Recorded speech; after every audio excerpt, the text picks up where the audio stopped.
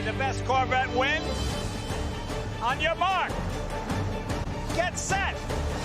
Go!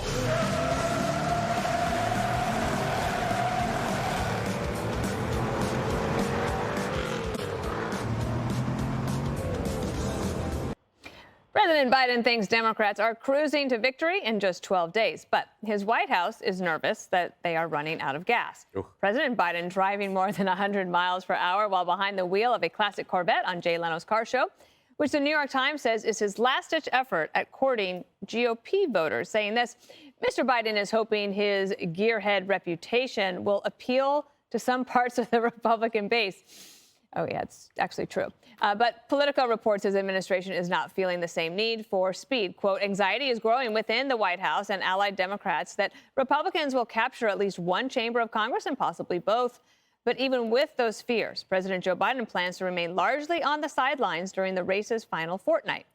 Biden did make time today to travel out to Dem-friendly Syracuse, New York, and before he left, he had this very rosy outlook on the Americans' top issue, the economy.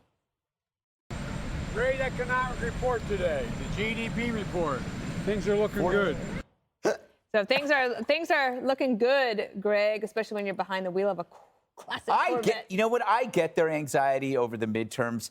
It's totally logical. They're in a mess, but they deserve no sympathy for this because they have no anxiety about the reasons why they got there. They had no anxiety about crime when we talked about it.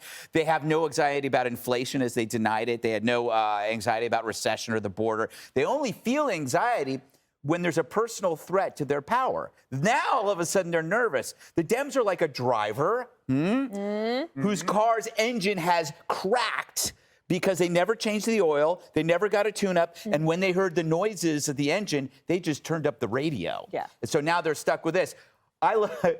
What's amazing about that stunt is how obvious the stunt was. You know, they had to calculate this out. He's not going to hit anybody, right? Just go in a straight line.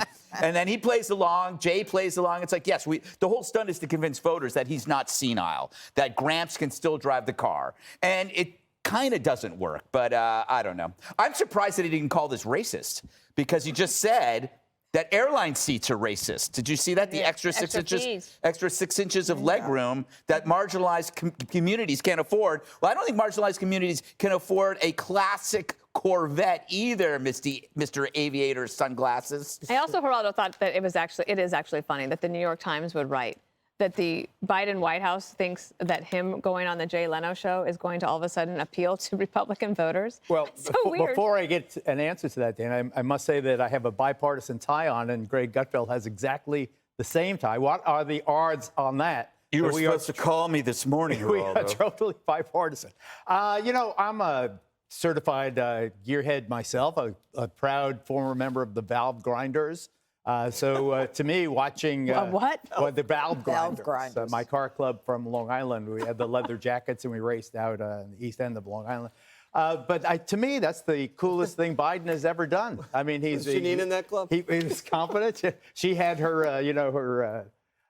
whatever. So I would have been proud to have her in the convertible. I went faster than he did. Okay, leave proud it to at have her. But who would be driving today, me or you?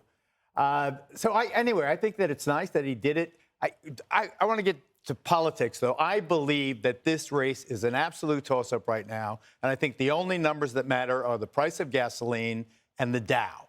If they keep going up, if gas keeps going down and the Dow keeps going up, I think that you'll have, at the very worst for the Democrats, a divided government. Republicans favored to win the House, the Democrats favored to maintain the Senate. And I think that we'll talk about Fetterman later in the program and that performance against Dr. Oz.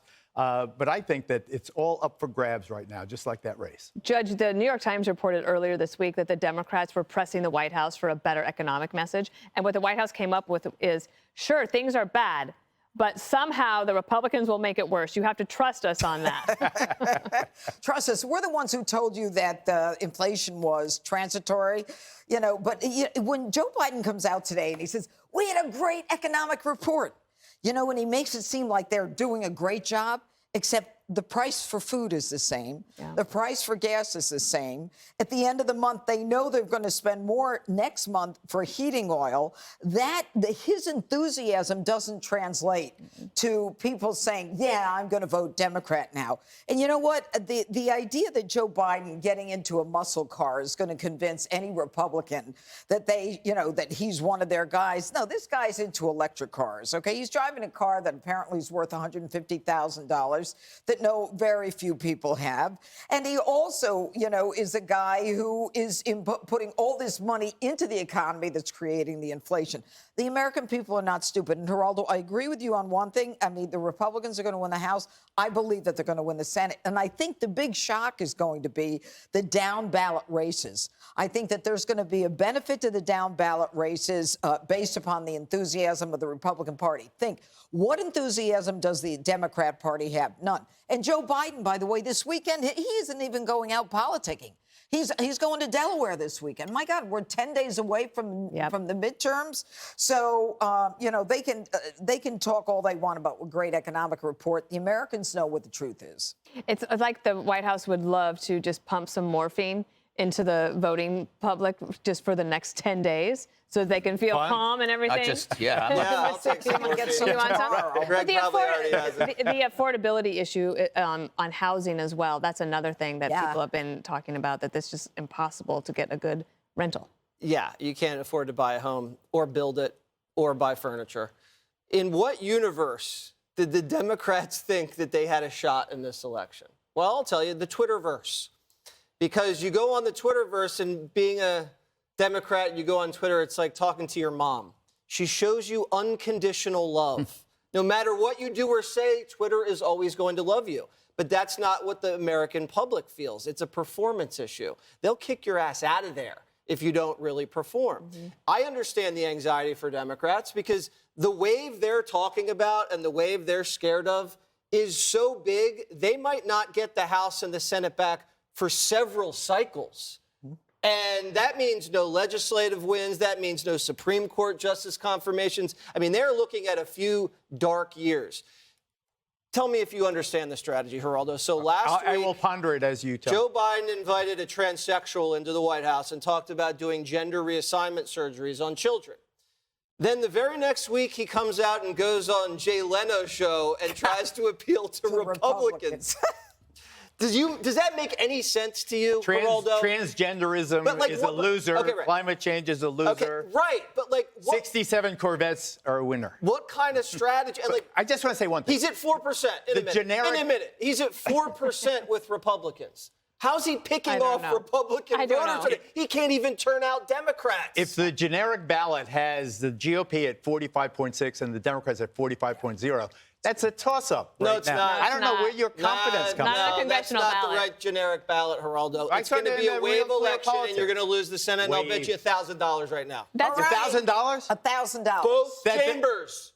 Both chambers, $1,000? You got it. Look at this. You got it. All right. Wow. There has been a meeting of the minds. There is now a contract between the two of them. Let the best man win. Thank you. Money. Thank you. Anybody else want in on this? On the line. Yeah, I'm just going to watch. The You want in judge on does. this? Yeah, All right. I'm with you. So you say the House Republicans and get Senate. all right. House and Senate. $1,000.